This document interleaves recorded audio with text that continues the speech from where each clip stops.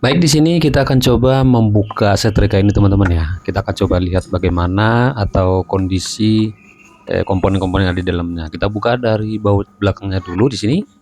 Kita coba buka teman-teman ya.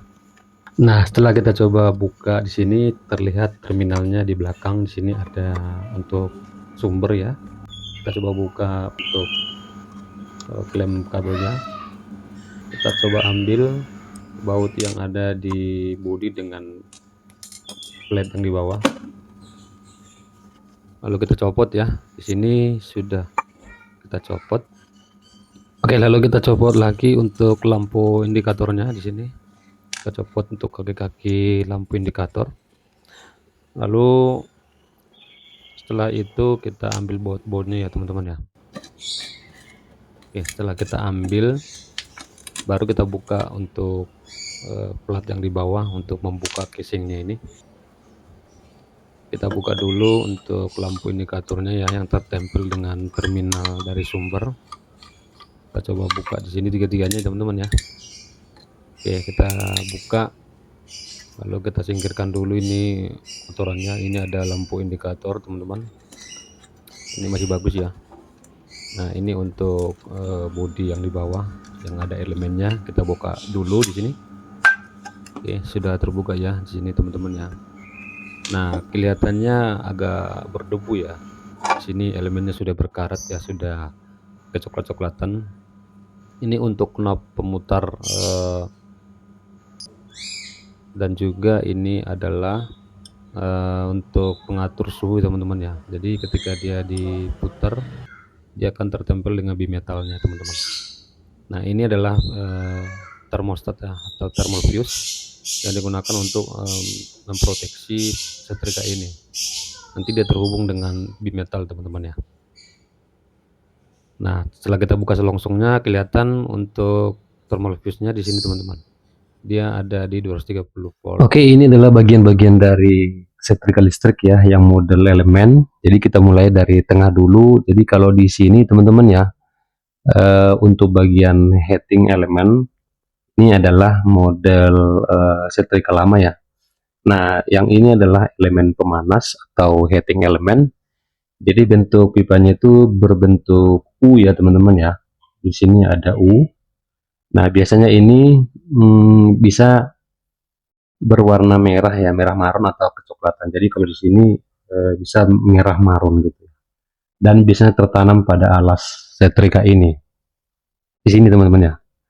Jadi dia akan tertempel dengan bodinya setrika ini yang paling bawah itu teman-teman ya.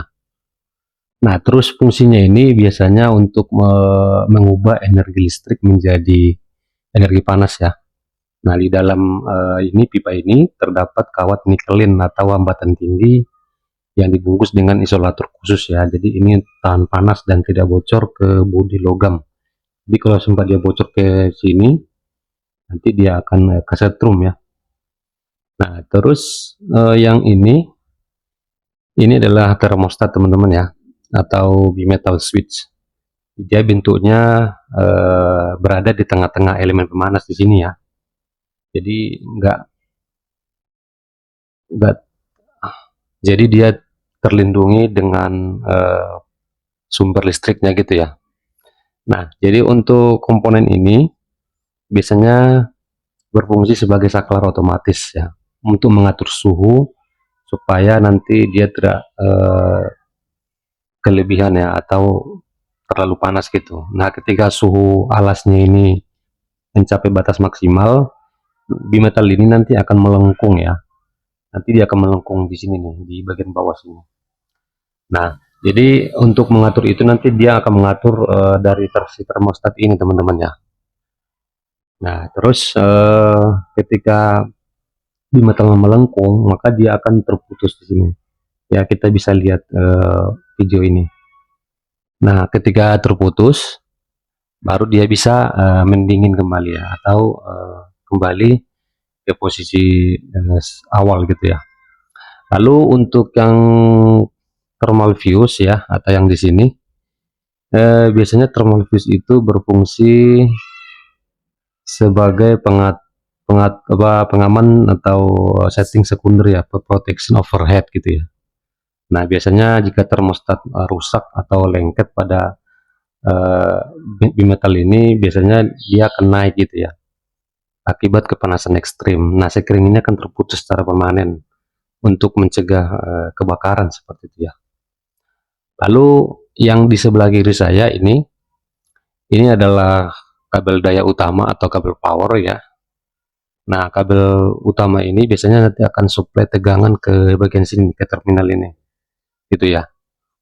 Nah, biasanya bentuknya ada yang kain putih. Jadi ini kan kain putih nih, ya kan? Ada yang berulir gitu ya, ada yang cuma ini. Jadi fungsinya untuk supaya aman aja gitu ya.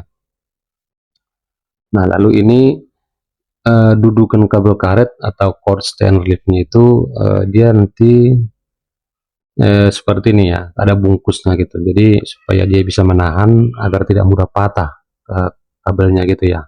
Dan ini serabut ya, ini serabut gitu ya. Jadi biasanya nanti tertempel di bagian terminal yang ini, yang 3 ini. Kalau yang grounding nanti dia akan tertanam di sini nih, di bagian bodi ya, untuk groundingnya. Lalu yang untuk komponen suku cadang yang di sebelah kanan saya itu adalah ini namanya ring isolator ya. Jadi biasanya nanti ketika dia terpasang, dia posisinya di sini teman-teman ya, di sini atau di sini. Jadi dia akan ini kan penghubung dengan bodi ya. Jadi supaya bodinya tidak meleleh yang terbuat dari plastik, maka dipasang keramik ya. Ini isolator yang digunakan untuk setrika listrik ya. Nah, untuk klem jepit ya, ini klem jepitnya ini sebagai core klem ya, supaya nanti ketika ininya tidak goyang gitu ya, nanti berada di bagian cover atau di casingnya setrika ini. Lalu selongsong isolator panas yang ini head shrink ya. Nah, biasanya ini tabungnya kecil warna putih, ada yang kebiruan juga ya. Nah, biasanya fungsinya ini untuk membungkus sambungan kabel atau kaki komponen, seperti kaki fuse ini nih. Jadi dia ditempel di dalam sini supaya terhindar dari korslet ya. Yang terakhir ini adalah lampu indikator neon atau neon indikator lampu. Biasanya ini berfungsi sebagai indikator saja ya, visual. Ketika nanti dia menyala, ini nanti akan menyala teman-teman ya.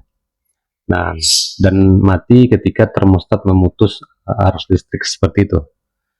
Ya, jadi semua komponen ini adalah bagian-bagian dari setrika listrik yang model elemen ya. Jadi untuk penjelasan tentang troubleshoot nanti saya akan jelaskan setelah video ini teman-teman ya.